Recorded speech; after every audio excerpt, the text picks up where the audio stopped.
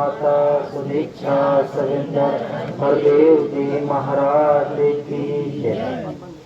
लगभग 1.5 घंटे से आप सभी संत महापुरुषों के मुखारबिंद के माध्यम से भजन और विचार के जरिए ज़्यादा मत बढ़ाइए अमृतमयी वचनों को श्रवण कर रहे थे। अपने अपने गीत और विचार के माध्यम से सभी ने यही बताया कि आज एक श्रद्धेय महात्मा जो अब शरीर करके इस धरती पर इस दुनिया में नहीं है, उनके जीवन से हम सभी प्रेरणा ले रहे थे। तो वहीं पर समय के सदगुरु माता सुदीक्षा जी महाराज के जो संदेश हैं, वो संदेश सभी जनमानस तक पहुंचाने का प्रयास कर रहे थे। सबसे पहली बात तो ये है कि यही वो मिशन है जो आज पूरी दुनिया में, केवल भारत देश में नहीं बल्कि पूरी दुनिया में फैला हुआ है। और जिस मिशन से जुड़ने के बाद, जिस मिशन के ज्ञान को प्राप्त करने के बाद, चाहे वो नौजवान हो, चाहे बुजुर्ग हो, चाहे एक छोटी उम्र का बच्चा हो, उसके जीवन में एक संस्कार आ जाता है। और वो संस्कार ये आ जाता है कि सामने दिखने वाला, चाहे वो नौजवान हो चाहे बुजुर्ग हो, उसे अपनी माँ, अपनी बहन, अपना भाई, पिता तुल्य बुजुर्ग और अपना नौजवान भाई समझ में आने लगता है। आज हमारे बीच ये आवाज जहां तक भी जा रही है, हम आप सभी से कहना चाहते हैं कि आप जितने भी लोग इस आवाज को सुन पा रहे हैं, आज वास्तव में जितने भी लोग, चाहे इस पंडाल में बैठे हैं, चाहे सड़क के उस पार बैठे हैं, चाहे इधर उधर जहां तक भी आवाज पहुंच रही है, जिन जिन भी कानों में आवाज जा रही है, आप सभी हमारे लिए अपनी सगी माता और बहनों के समान। आप सभी नौजवान साथी हमारे अपने भाई के समान हैं। आइए हम सभी मिल बैठ करके 2-4-10 मिनट का दास को भी समय मिला है, तो इस 2-4-10 मिनट के समय में हम सभी मिल करके थोड़ा सा विचार करें कि निरंकारी मिशन क्या है। और निरंकारी मिशन के माध्यम से ये जो निरंकारी महात्मा, जिन्हें ये लोग महात्मा कह रहे हैं, ये लोग गांव गांव, गली गली, कूचे कूचे, नगर नगर में जा करके संदेश क्या दे रहे हैं। हो सकता है कोई एक संदेश हमारे काम का निकल जाए। अभी ये महात्मा बता रहे थे कि तमाम महापुरुष इस धरती पर आए जिन्होंने समाज में बड़ा परिवर्तन किया। चाहे उन महापुरुषों में अगर नाम लिया जाए तो जिन्हें शिक्षा की देवी माता सावित्रीबाई फुले कभी कहा जाता रहा, कभी समानता के जनक माने जाते रहे छत्रपति साहू जी महाराज, तो कभी संतों में संत शिरोमणि गुरु रविदास जी महाराज का जिक्र आया, तो कभी पूरी दुनिया में मानवता का संदेश देने वाले तथागत बुद्ध जी का नाम आया, तो कभी अंधे बहरे गूंगे एक ऐसे समाज जिसके पास हाथ तो था लेकिन वो कुछ कर नहीं सकता था, जिसके पास आंख तो थी लेकिन वो देखने का हक नहीं रखता था, जिसके पास कान तो था लेकिन सुनने का अधिकारी नहीं था, मुंह तो था लेकिन बोलने का हक नहीं रखता था। ऐसे हक देने वाले बोधिसत्व बाबा साहब अम्बेडकर जी महाराज, बाबा साहब आए और उन्होंने पूरी दुनिया में अपना डंका बजाया और भारत जैसे देश को एक ऐसा संविधान दिया जिस संविधान के द्वारा हर कोई आज मानव की तरह जीने का हकदारी हो सका। तो तमाम लोगों ने ये समाज के भीतर, इस देश के भीतर परिवर्तन की लहर चलाई, लेकिन क्या जो परिवर्तन उन महापुरुषों ने करना चाहा था, उन समाज सुधारकों ने, उन महानुभावों ने, उन महामानवों ने समाज के भीतर जिस तरीके के परिवर्तन का सपना देखा था, क्या वास्तव में आज वो परिवर्तन वास्तव में देखने को मिल रहा है? उन लोगों ने इस धरती पर उस तरीके का परिवर्तन करना चाहा था, जो हमारी वैदिक परंपरा रही, जो हमारी सनातन पुरातन संस्कृति रही। हमारी सनातन पुरातन संस्कृति थी यूनिवर्सल ब्रदरहुड, यानी विश्व बंधुत्व। इस धरती पर बसने वाले जितने मानव प्राणी हैं सब एक कुटुंब के हैं, एक परिवार के हैं, सबका दर्जा बराबर है, सब असरफुले मखलूकात हैं। यानी कि कोई ऊंचा नीचा नहीं है, कोई छोटा बड़ा नहीं है, सब एक जैसे हैं। तो क्या आज के समय में हर कोई एक जैसा है? आज इसी पर विचार करने का कार्य निरंकारी मिशन कर रहा है। आइए थोड़ा सा इस विषय को एक तरफ रखते हैं। निरंकारी मिशन का दूसरा विषय क्या है? आइए शुरुआत करते हैं संत शिरोमणि गुरु रविदास जी महाराज से।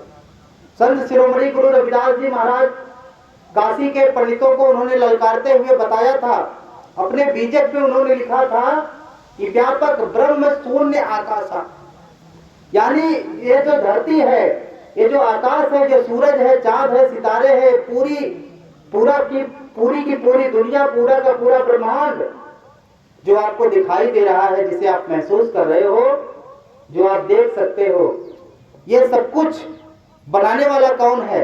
जिसके आधार पर ये सारी सृष्टि चलती है, जिसके आधार पे सारे के सारे जीव जंतुओं के पालन पोषण होते हैं, ये कौन है? तो उन्होंने बताया कि व्यापक, यानी व्यापक का मतलब होता है हर जगह निवास करने वाला। व्यापक ब्रह्म शून्य आकाशा, चेतना करे ही जीव में वासा, यानी हमारे भीतर निवास भी करता है, बाहर भी निवास करता है। व्यापक ब्रह्म शून्य आकाशा, चेतन करे जीव में वासा, ताकर जाति वर्ण कछ नाही, मूर्ख जाति रचै जग माही। पांच तत्व के सब है भाड़े, को है मुनिवर शूद्र ये पाड़े। बात कहे रविदास बिचारा, सारा जगत ये ललच चमारा। यानी ये सारा जगत जो है, अगर नजरों से देखा जाए तो चमार नजर आता है। इसलिए नजर आता है क्योंकि उसे ये ज्ञान नहीं हुई, समझ नहीं होती है कि ये सारा संसार कौन चला रहा है। अब आइए दोनों बातों को एक साथ लेकर के चलते हैं। पहली बात यूनिवर्सल ब्रदरहुड अर्थात विश्व बंधुत्व, और दूसरी बात ईश्वर जिसने सारी सृष्टि को बनाया। निरंकारी मिशन के माध्यम से संदेश दिया जाता है कि आए हो इस जहां में क्या काम है तुम्हारा। ये विचार हर कोई करने की, हर किसी को आज करने की आवश्यकता है। चाहे आप हाई स्कूल में पढ़ने वाले स्टूडेंट हो, चाहे आप 80-90 बरस की जिंदगी जीने वाले बुजुर्ग हो, हर किसी को यह विचार करने की आवश्यकता है कि इस धरती पर इस जीवन में आए क्यों हो। क्या सिर्फ पढ़ने लिखने के लिए आए थे? स्वामी विवेकानंद जी जब अमेरिका के शिकागो नामक शहर में एक सम्मेलन के लिए नाव से जा रहे थे, तब समुद्री मार्ग के माध्यम से लोग विदेश में जाते थे, तो नाव में सफर जो होता था महीनों का कभी कभी हो जाता था। एक नौजवान मिला, स्वामी विवेकानंद जी से पूछा कि आप कौन से मुल्क, क्योंकि नाव का सफर होता था तो कई देश के राही उस नाव में सवार होते थे। तो स्वामी विवेकानंद जी से पूछा कि आप कौन से देश के रहने वाले हैं। स्वामी विवेकानंद जी से जब उसने कई बार पूछा, क्योंकि स्वामी विवेकानंद जी के कपड़े देखने में थोड़ा सा अजीब थे, उस जमाने में जो गेरुआ वस्त्र के कपड़ों को पहनता था तो लोग उसे बड़ी अजीब दृष्टि से देखते थे। उसे कहते थे कि ये तो आधा नंगा है। जैसे आज के डेट में अगर कोई पैंट शर्ट पहन करके ज्ञान की बात करे तो लोग कहेंगे कि ये कौन सा बाबा आ गया, ये कौन सा ज्ञानी आ गया। जबकि ज्ञानी की पहचान कपड़ों से नहीं होती है, ज्ञानी की पहचान हमेशा ज्ञान से होती है। स्वामी विवेकानंद जी ने उसके लहजे को देख करके कई बार अनसुना किया, लेकिन जब वो बार बार पूछता था कि आप कौन से मुल्क के, कौन से देश के रहने वाले हैं, तब स्वामी विवेकानंद जी ने कहा कि भाई साहब मैं आपको बताना तो चाहता हूँ, लेकिन सबसे पहले तो मैं ये जानना चाहता हूँ कि अगर मैं आपको आपके सवाल का जवाब दे दूंगा तो आपके समझ में आएगा कि नहीं, इसलिए मैं एक छोटा सा सवाल आपसे करना चाहता हूँ। उन्होंने कहा बताइए क्या पूछना चाहते हैं। स्वामी विवेकानंद जी ने कहा कि पहले आप मुझे बता दीजिए कि आप किस मुल्क के रहने वाले हैं। तो उस नौजवान ने कहा कि मैं यूनाइटेड किंगडम अमेरिका का रहने वाला हूँ।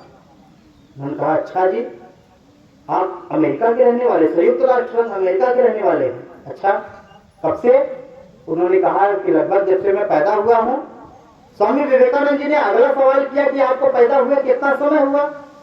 उस नौजवान ने कहा कि मुझे पैदा हुए लगभग 20-22 बरस हो गए हैं। उन्होंने कहा अच्छा, अब जब आप पैदा हुए तो यह आपका हाथ था, आपका पांव था, आपका पेट था, आपकी पीठ थी, आपका ये सिर था, आपकी आँख था, कान था, नाक था और अभी भी है। क्या आप सिर हैं कि आपका सिर है? उसने कहा नहीं, सिर मैं नहीं हूं, सिर मेरा है। फिर स्वामी विवेकानंद जी ने कहा कि आप हाथ हो या हाथ आपका है? तो उसने कहा कि नहीं, ये हाथ मेरा है, मैं हाथ नहीं हूं।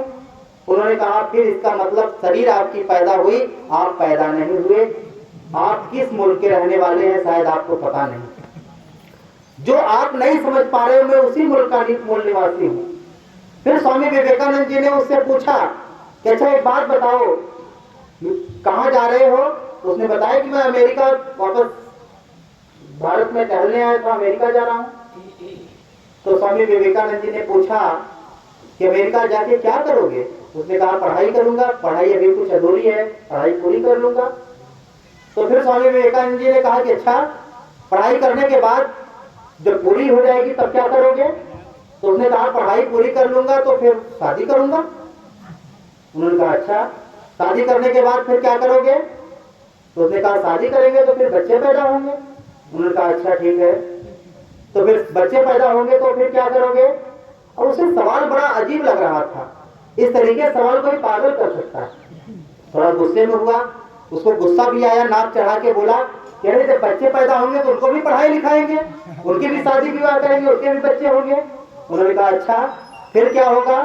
उसने कहा फिर तो बुढ़े हो जाएंगे। फिर स्वामी विवेकानंद जी ने कहा इसके बाद क्या करोगे? उसने कहा इसके बाद मर जाएंगे, सारे लोग मर जाते हैं बुढ़े होने के बाद, हम भी बुढ़े होने के बाद मर जाएंगे। उन्होंने कहा कि ये सारी दुनिया जो घूम रहे हो, ये जो तुम पढ़ाई कर रहे हो, पढ़ाई करने के बाद नौकरी करोगे, नौकरी करने के बाद शादी करोगे, शादी करने के बाद सारा काम करोगे, क्या मरने के लिए केवल पैदा हुए हो और बाकी जीवन में कोई काम, कोई उद्देश्य नहीं है? वो भौचक्का होकर के स्वामी विवेकानंद जी का चेहरा देखने लगा। आज यही बात निरंकारी मिशन के माध्यम से हर गांव गली कूचे में बताने का प्रयास किया जा रहा है, क्योंकि निरंकारी मिशन केवल एक आध्यात्मिक विचारधारा है। इस विचारधारा के माध्यम से केवल लोगों के विचारों का परिवर्तन, हृदय का परिवर्तन किया जाता है। ना तो किसी की जाति बदली जाती है, ना किसी का वेशभूषा, खान पान, रहन सहन, पहनावा बदला जाता है और ना किसी की बोली बदली जाती है। अगर परिवर्तन किया जाता है तो इसी माध्यम से लोगों के विचारों को बदला जाता है। तो आज यही बात निरंकारी मिशन के माध्यम से कही जा रही है कि आए हुए इस जहां में क्या काम है तुम्हारा, ठहरोगे किस मकाम में, लौटोगे जब दोबारा। यानी कि इस धरती को छोड़ने के बाद वापस जाओगे तो कहां जाओगे और कहां से आए हो, इस बात पर आज विचार करने की जरूरत है। जिस व्यक्ति ने इस बात पर विचार नहीं किया तो कहते हैं कि उसका जीवन जीना, जन्म लेना और मर जाना दोनों बेकार है। उसको पैदा होना ही उसका धिक्कार है, क्योंकि किसी संत ने कहा कि जननी जने तो भक्त जन, या दाता या सूर। अगर कोई माँ अपने आप को माँ कहलाने का हकदार है, हम सभी किसी न किसी माँ के बेटे हैं, अगर हम अपनी माँ को माँ कहलाने के हकदार बनाना चाहते हैं तो इस लाइन पे गौर करना होगा कि जननी जने तो भक्त जन, या दाता या सूर, और नहीं तो तेरिया बाज रहे काहे खोए नूर। अगर कोई बेटा अपने आप को बेटा कहलवाना चाहता है तो कहते हैं या तो भगत बना दे अपने आप को, प्रहलाद जैसा, ध्रुव जैसा, कोई भगत बना दे, हनुमान जैसा। अगर नहीं बना सकता तो कोई बात नहीं, और भी ऑप्शन है। कहते हैं कि जननी जने तो भक्त जन, नहीं तो दाता बना दे, दानी बना दे राजा हरिश्चंद्र की तरह से।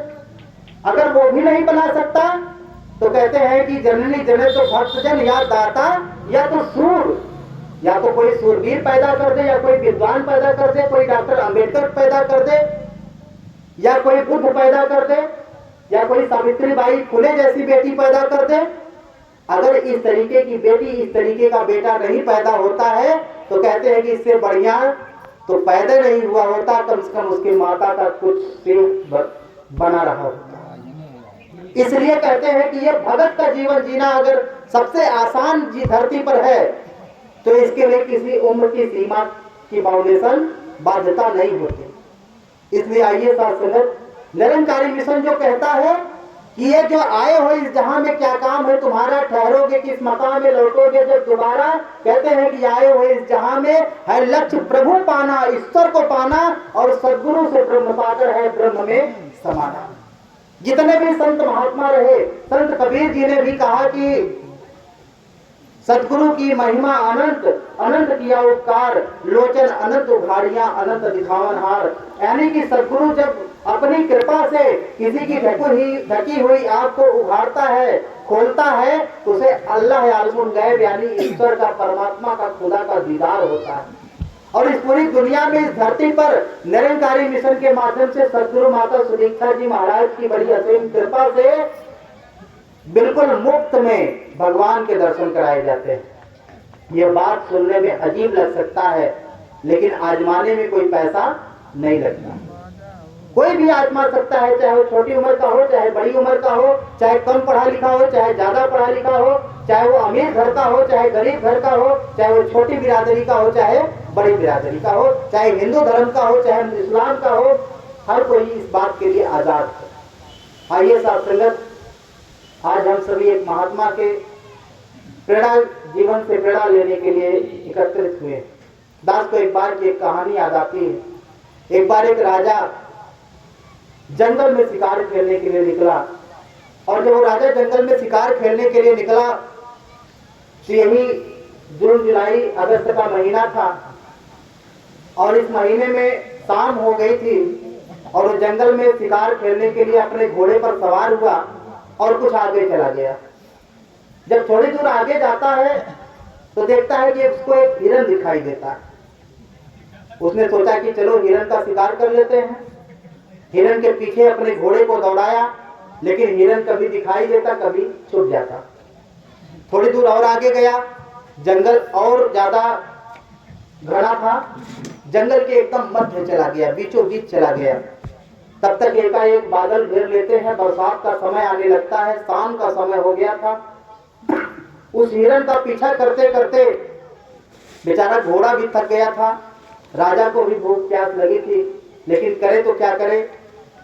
शेर, भालू, जितने जंगली जानवर थे सब बाहर आने लगे थे, सबका भय सताने लगा था। बेचारा राजा जाए तो कहां जाए।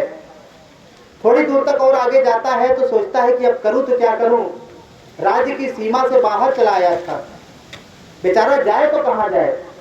थोड़ी दूर और आगे गया तो सोचा कि चलो किसी का घर ढूंढते हैं इस जंगल में। एक कुछ दूर तय करने के बाद वो बड़े ध्यान से ढूंढता है तो पाता है कि एक छोटा सा कोई दीपक जल रहा था, आग की कोई लौ दिखाई दी। जब उसने देखा कि आग की एक छोटी सी लौ दिखाई दे रही है तो उसे समझ में आता है कि लगता है कोई व्यक्ति यहाँ रहता है। वहां पहुंचा करीब में तो देखा एक काला कलूटा व्यक्ति एक झोपड़ी के बाहर बैठा था, और जिस झोपड़ी के बाहर वो काला कलूटा व्यक्ति बैठा था उस झोपड़ी से बड़ी बदबू आ रही थी, लेकिन मजबूरी थी। भले राजा था लेकिन घोड़ा भी थक गया था, जाने के लिए उसके पास कोई साधन नहीं था, और रात का समय था। अगर वो जाने की जिद भी कर लेता तो जंगल में तमाम भालू, शेर ये सब उसको शिकार बना लेते, इसलिए उसकी मजबूरी थी कि उसे झोपड़ी में रुकना ही रुकना था।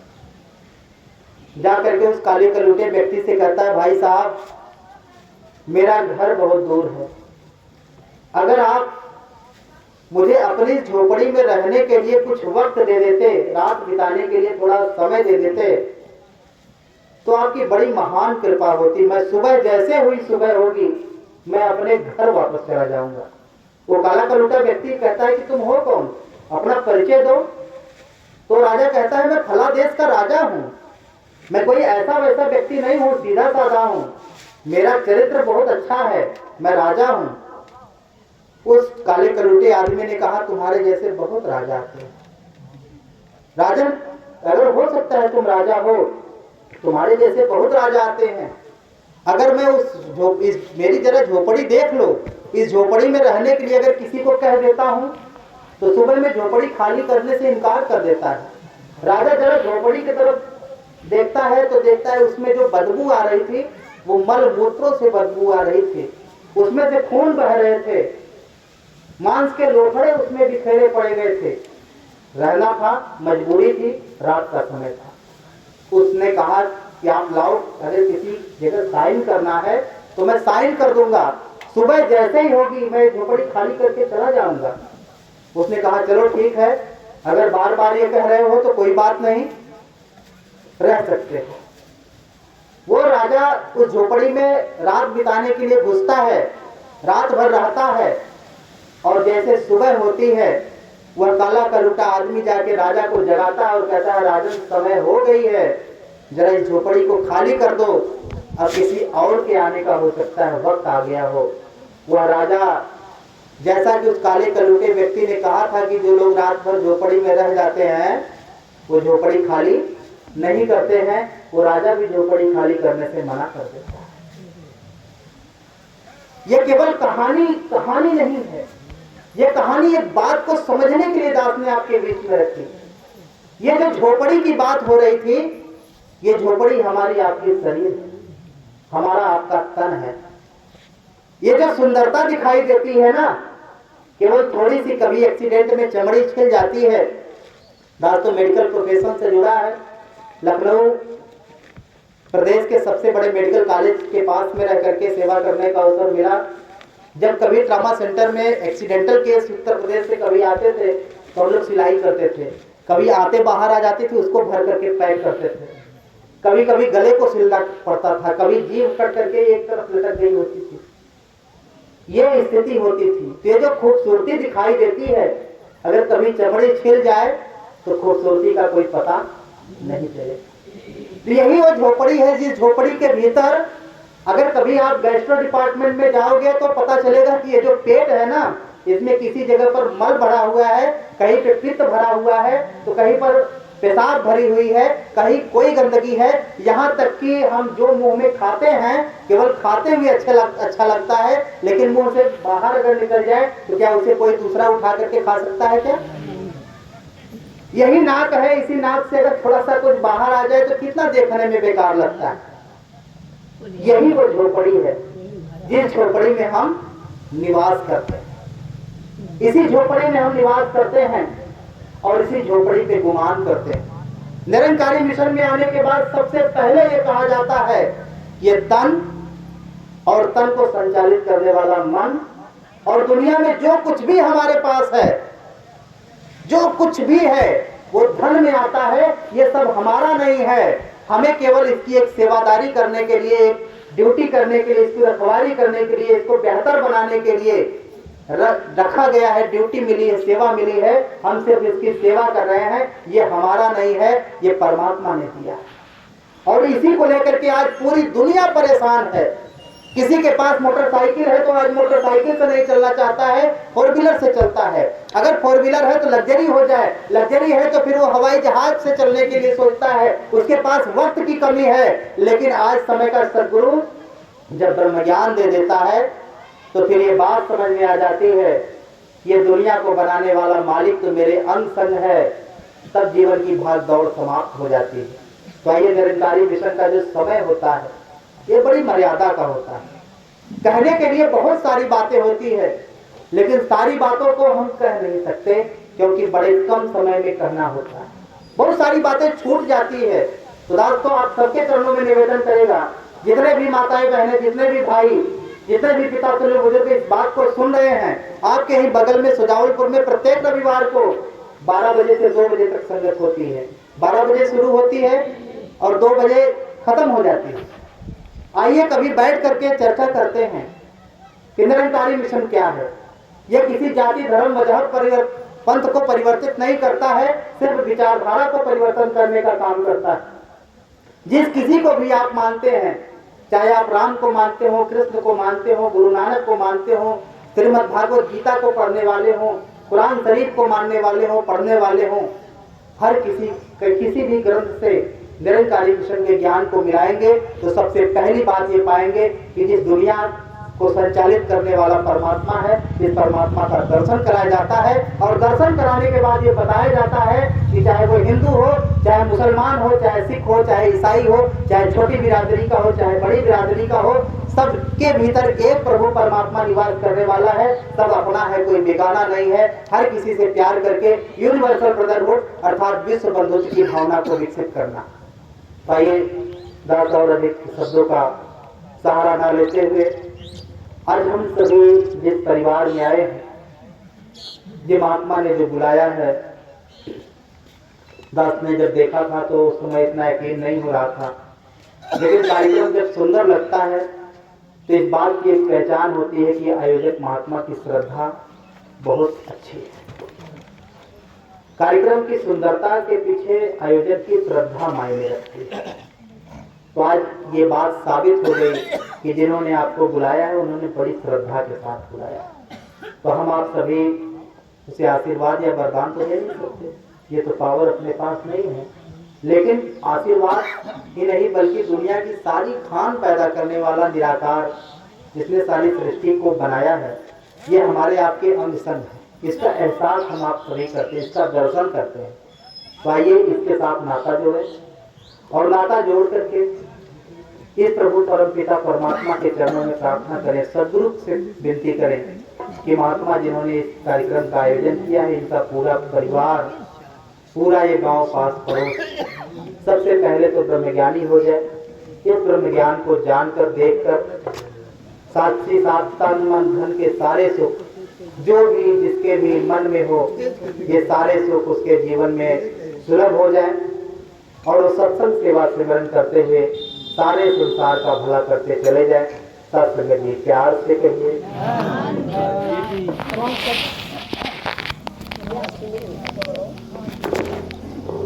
प्यार से कहना है।